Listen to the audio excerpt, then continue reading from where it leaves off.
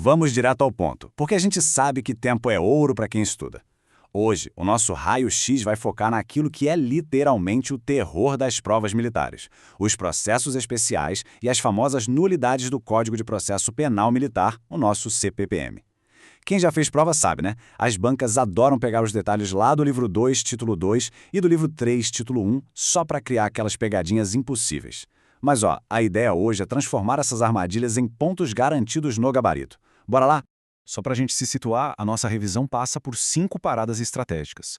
A gente vai dar uma visão geral nos processos especiais, destrinchar a deserção com seus prazos fatais, entender qual é a dessa da insubmissão, depois revisar de forma cirúrgica o habeas corpus na justiça militar e fechar com correição, atos finais e nulidades. Jogo rápido.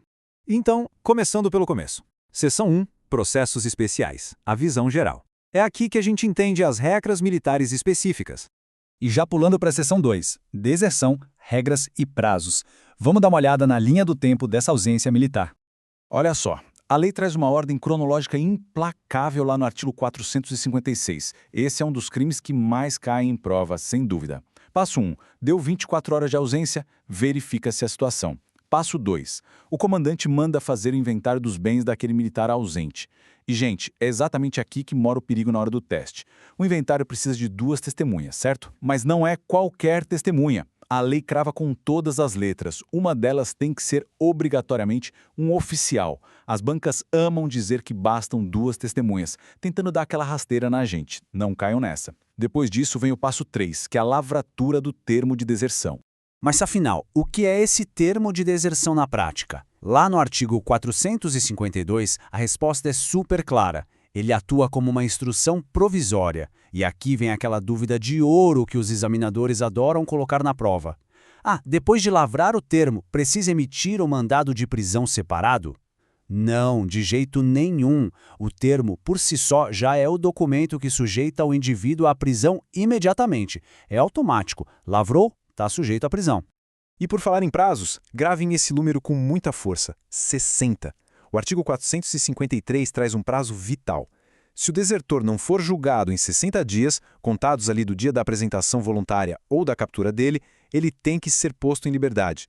A única exceção real é se a própria defesa enrolar e causar o atraso. Mas, via de regra, deu 60 dias sem julgamento, a consequência é a soltura na certa. Avançando para a nossa seção 3, insubmissão, o crime peculiar. Sabe aquele crime militar cometido por civil? É esse aí.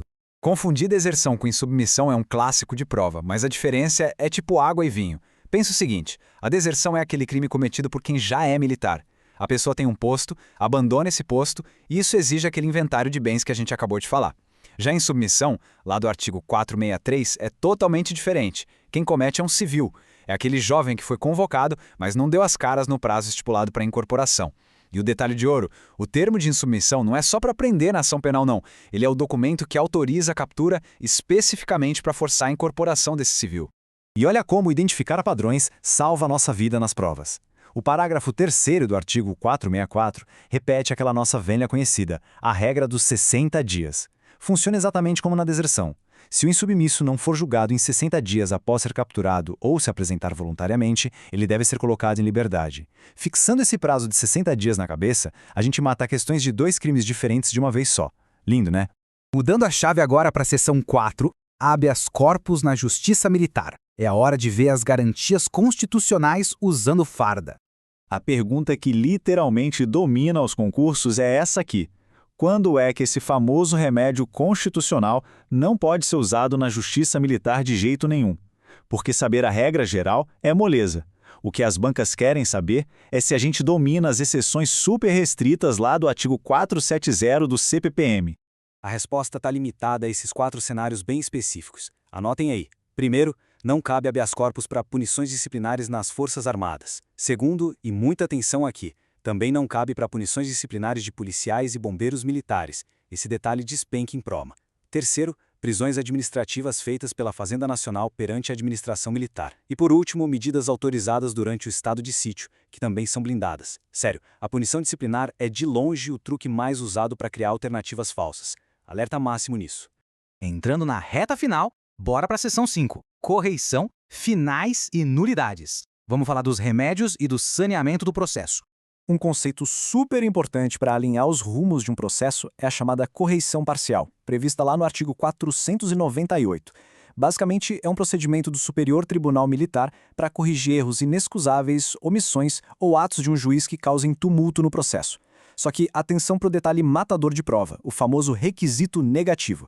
A correição parcial só é aceita se não existe nenhum outro recurso previsto no código para resolver aquele problema. É literalmente a ferramenta de última instância para arrumar a casa quando dá bagunça no andamento da ação. E ainda falando de caos processual, e se os autos originais simplesmente sumirem ou forem destruídos? Tempos de desespero? Que nada. O artigo 481 cria uma linha do tempo super clara para restauração de autos. Primeiro, percebe-se o sumiço. Segundo, se por acaso existir uma cópia autêntica, maravilha. Ela ganha status de original e a vida que segue. Mas a pegadinha está no passo 3, e se não tiver cópia de jeito nenhum? Aí, o juiz manda citar as partes com um prazo de exatos 10 dias para o processo de restauração. Não são 5, não são 15, são 10 dias. Anota aí. Para fechar o cerco de verdade, a gente precisa falar sobre nulidades. Lá do livro 3, título 1. A regra de ouro que cai em quase toda a prova é o princípio do prejuízo. Traduzindo, nenhuma nulidade vai ser declarada se não houver um prejuízo real e comprovado para a acusação ou para a defesa. As bancas sempre tentam convencer a gente de que qualquer errinho de forma já anula tudo automaticamente. Mas a regra é clara, sem prejuízo, não tem nulidade. E mais, a nulidade de um ato isolado não contamina os outros atos do processo que sejam independentes dele. Simples assim. Para finalizar essa nossa análise focada, fica uma provocação.